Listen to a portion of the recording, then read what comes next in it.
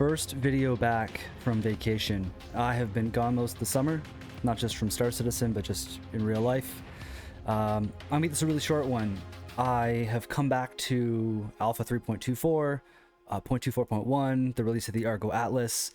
I have some thoughts, some good, some bad. I'm going to do a longer video this week and do some live streams this week. But for starters, I just want to hit play on the ARGO ATLS launch video for those of you that missed it. It's really short, and let's see what this thing is all about, and then we'll take a look at it in game.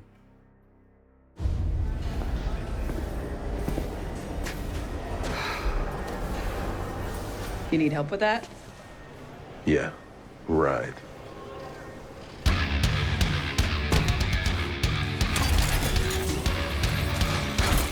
And it's the alien exosuit.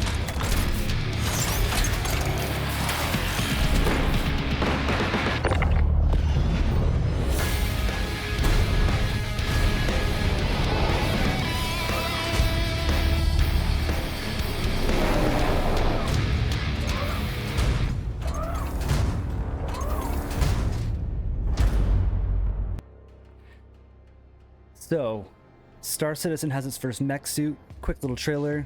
Mostly accurate. It does make loading cargo a lot faster. There are a few other thoughts about this thing though. So we are going to take a look at it and have a quick chat about it. This is live, not pre-recorded, no editing of any kind, just in my personal hangar. This black ARGO ATLS. Now, I want to preface this with, I do not think this thing is worth $40. $40 for this thing, this little toy, is goofy. CIG, this should have been 20 bucks maybe. Now, as a tool in the game, bought with AUEC, sold at cargo levels, I'll buy 5 for my hangars and ships in the future.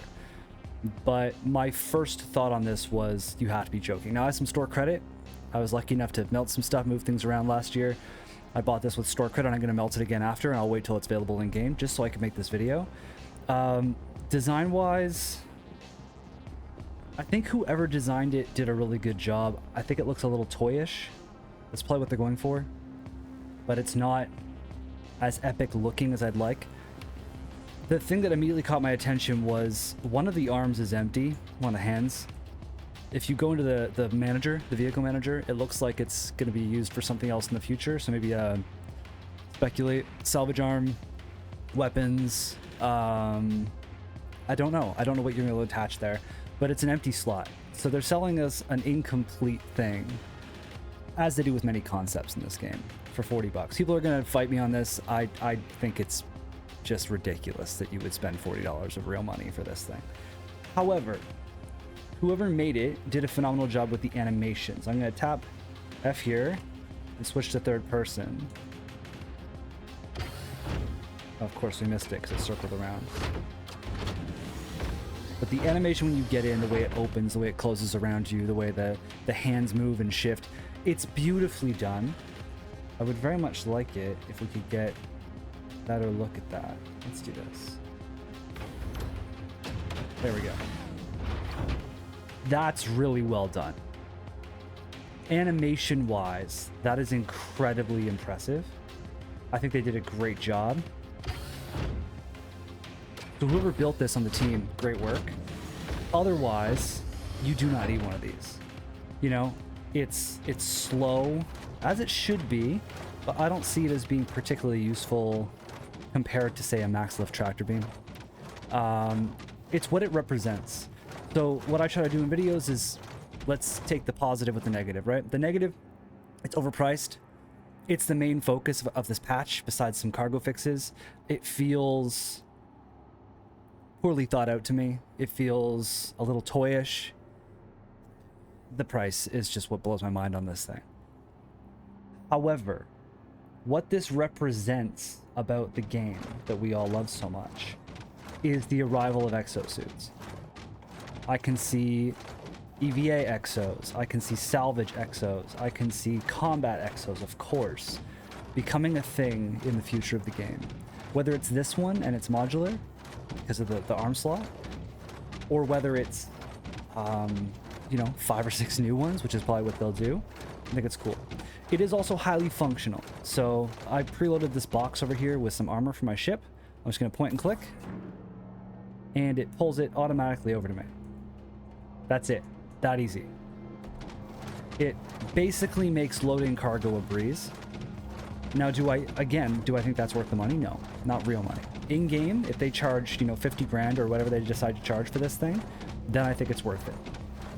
You just kind of line yourself up, find a decent spot for it. We're going to walk up the ramp, and we're going to let it go. Loaded. Done. If you are loading a large ship, like a Caterpillar or a C2, this thing's going to be a game changer for you. I am going to keep saying this. I don't think it's worth what they're charging for it. To each their own. That part stopped me from spending any new money on this. I don't care about LTI on a tool that's never going to leave my hangar.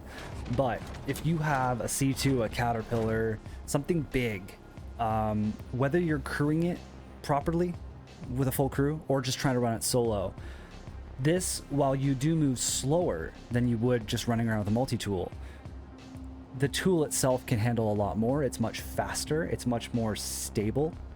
It's a new design of tractor beam. So if I was running around in an Ironclad or a Caterpillar, C2, as you get bigger capitals, that sort of thing, especially if it can EVA outside of smaller stations where the capital doesn't have a cargo elevator, I think it's going to be something that we're going to see a lot of in the game in hangars. I don't think you need to rush and get one now. It's not the most useful thing at the current state of the game. But if you're trying to solo or duo cargo missions with decent sized boxes, its range is good.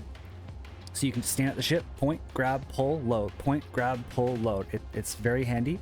What I would likely do is I would buy 5 or 6 in game. I'd put one on my personal hangar or 2. I'd keep one on each major cargo ship.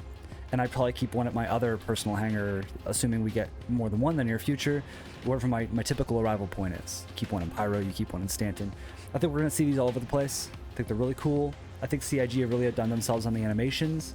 There's some paints for them I didn't pick up, but I think those are really cool as well. Again, the price is just goofy. $40. I mean, the Pulse was cheaper than that, and it's a ground vehicle that has a weapon and can travel around doing stuff. You may feel differently. I mean, feel free to comment and tell me if I'm just out to lunch here. Like, I mean, maybe you think it's a good price. Maybe you care about LTI. But immersively, more diversity in the kinds of things we're seeing are great. I envision a future where there's NPCs walking around in these. You go to your hangar, there's some movement, there's some life. They're in mechs, they're not in mechs, they're using tractors, they're in ships. Diversity in these games in that sense is really cool. And I think that it means really exciting things for the project. I'm just disappointed that the first patch update, point update after 3.24, which is very buggy, was a couple of stability fixes and a mech suit. I might have held back on this thing till CitizenCon and focused on point 1 and point 2 being stability and bug fixes. So, ARGO ATLS, cool addition, a little overpriced. I'm still here for it. I think it's great that we have this now. Now that I'm back from vacation, I appreciate the comments and the messages while I was away. Hey, make videos. When do you make videos again? It means a lot that even 10, 15 people cared enough to ask me that. I am back making these again. I have 3 coming next week. I'm going to hold off on live streaming for a little bit just until I ramp things up with videos a little bit more. But feel free to tune in, like, comment, subscribe, all that nonsense. If you want to have a deeper conversation, don't forget there's a link to my Discord. There's over 1,000 of us in there hanging out, having conversations about various games, including Star Citizen. And I would love to kind of have some more guests on my videos as things progress. Thanks for watching. Thanks for hanging out. Thanks for having a good time with me. And I will catch all of you in the verse.